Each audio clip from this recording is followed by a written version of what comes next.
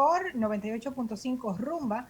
Como mencionaba mi compañero Alex, antes de irnos a estos consejos comerciales, tenemos la presencia a través de Zoom del ministro de Economía, Planificación y Desarrollo de nuestro país. Estamos hablando del señor Seara Hatton, que va a poder compartir información súper valiosa, porque estamos hablando de, si no el ministro más importante, uno de los más importantes, porque la economía es el gran pilar del desarrollo de un país. O sea que nada, muchísimas gracias por aceptar nuestra invitación y bueno, bienvenido.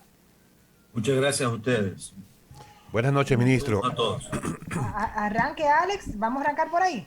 Claro que sí, como siempre, gracias por atender a nuestra invitación, ministro. Hoy comentábamos al principio del programa, probablemente pudo escuchar algo del comentario, la relevancia que tiene lo que se dio inicio esta mañana, el diálogo nacional convocado por el presidente de la República y que hoy tuvo su primer encuentro en el marco del Consejo Económico y Social, en el CES.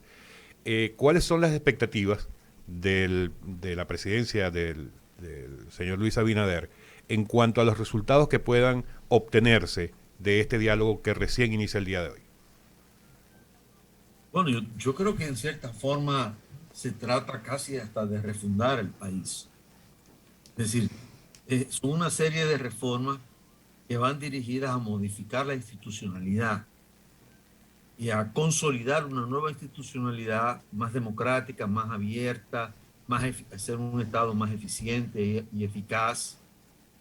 O sea, es una puerta, son varias puertas que se abren simultáneamente para poder avanzar. Son problemas que tienen muchos años, el tema de la institucionalidad en el país. Si uno se pone a ver, el gobierno, la gran herencia del gobierno de Balaguer fueron la desinstitucionalización del país. Y eso continuó. Y cada vez parecía que era imposible seguir avanzando en la desinstitucionalización y si seguía avanzando y profundizando. Yo creo que hay un cambio ahí en ese sentido muy profundo. Es una nueva etapa que se abre en la sociedad dominicana.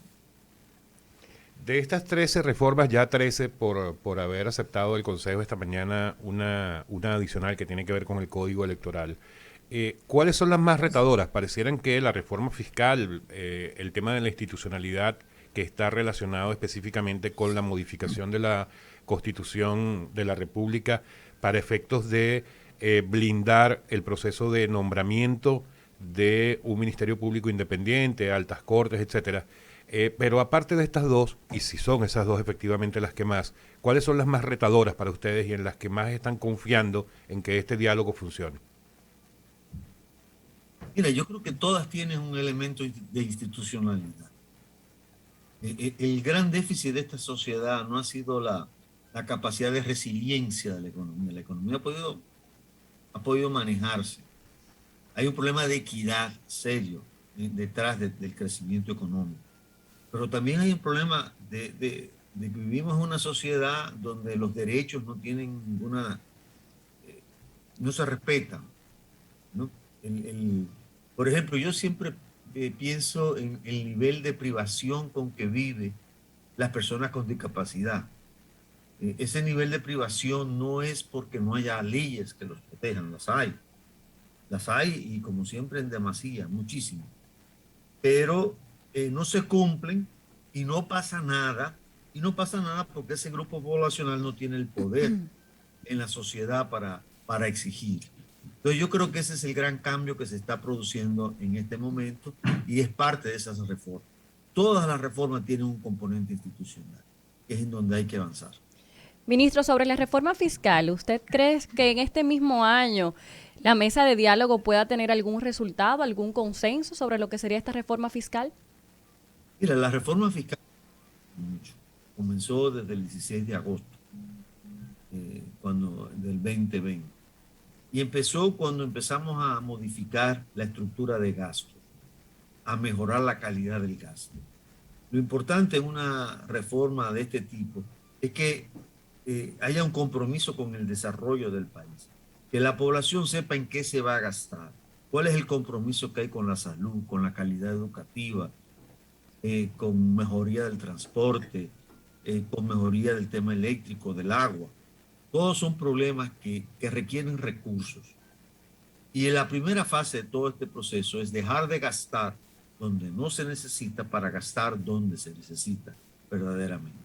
Ya después la parte fiscal, la parte, digamos, tributaria, es secundaria. La parte el compromiso que hay que construir es hacia dónde queremos ir. Y eso cuesta dinero. Y tendríamos que tener un acuerdo. Por ejemplo, el Pacto del Agua.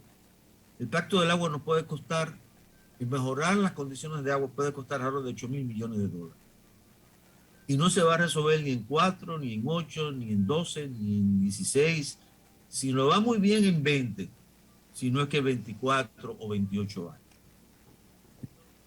El compromiso que tiene que dar vigente, claro, fuerte, es que estamos dispuestos a resolver el problema del agua. El agua es que se construyan acueductos, alcantarillado, presas, reservorios de agua, en fin. Entonces eso implica un costo. Y eso es lo más importante. No, todo es dinero y es la verdad. Entonces, en el caso específico de esa reforma fiscal, que obviamente cuando lo escuchamos, desde que estamos varios años con ese término de reforma fiscal, nos asusta porque normalmente los gobiernos nos tienen acostumbrados a que significa aumento de impuestos. Sabemos que hay varias teorías y quisiéramos conocer específicamente su parecer de cuál sería la idónea. Sabemos lo del gasto ya, pero en cuanto a subir los impuestos para que paguen más quienes tienen más y paguen menos quienes tienen menos, o hacer el impuesto más lineal, más bajo, para que todo el mundo entonces tenga acceso a pagar esos mismos impuestos en las diferentes áreas. Bueno, el presidente ha dado pistas muy claras. Primero, que es una reforma tributaria donde pague más el que tiene más. Eso lo ha dicho claramente el presidente. Y ha dicho también ampliar la base impositiva y bajar tasas. Y hay razones técnicas para ello. Razones técnicas tienen que ver con el hecho de que se cortan todas las posibilidades de filtraciones que puede haber en el pago de los impuestos. Entonces, muchas veces ampliar la base es la vía para poder reducir las filtraciones, poder aumentar la eficacia, la eficiencia de los impuestos, para que se puedan recuperar más recursos. Muchas veces yo he escuchado a empresarios que me dicen, dame una exención y por ahí yo me voy, ¿no? Entonces yo creo que eso hay que revisarlo, hay que revisar todo el sistema de exenciones.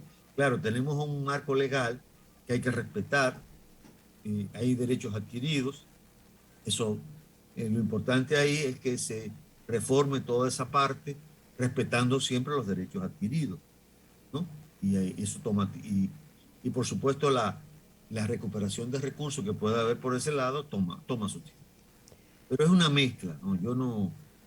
El presidente de su momento me imagino que lo anunciará, bueno, no me imagino, estoy seguro que lo va a anunciar.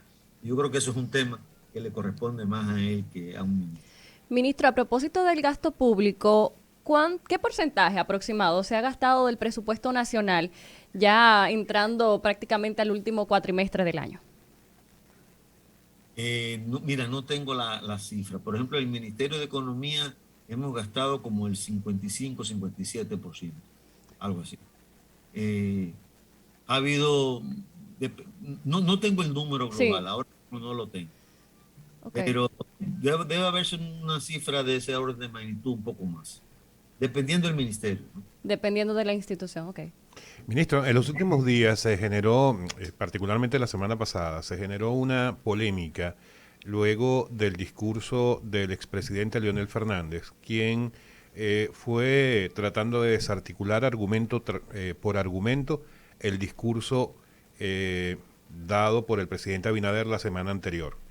Y el punto en el que más se enfocó el expresidente Fernández fue en tratar de asegurar que el gobierno no está siendo claro en cuanto a las cifras de crecimiento económico.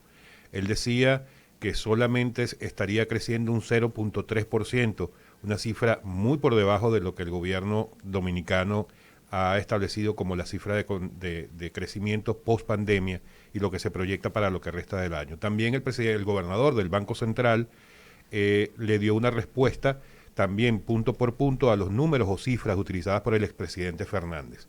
Al día de hoy, y desde el Ministerio de Economía, Planificación y Desarrollo, ¿cuál es la realidad? ¿La economía dominicana está recuperándose? ¿Ya está recuperada? o se va a recuperar en cuánto tiempo y en qué medida? Mira, hace 2 días, 3 días, el jueves, se elaboró la última proyección. Y se elaboró en coordinación, hay un mecanismo interinstitucional donde el Ministerio de Economía, liderado por el Ministerio de Economía, y participa Hacienda y el Banco Central. Y se discuten los modelos, tenemos modelos, cada ministerio, y se discuten las cifras. O sea, las proyecciones, bueno, ¿por qué te da este número? ¿Por qué te da el otro? Etcétera. Y en la última proyección, que fue hace 3 días, perdón, fue el jueves o viernes de la semana pasada. El crecimiento estimado va a ser de alrededor del 10% en este momento, el año 2021.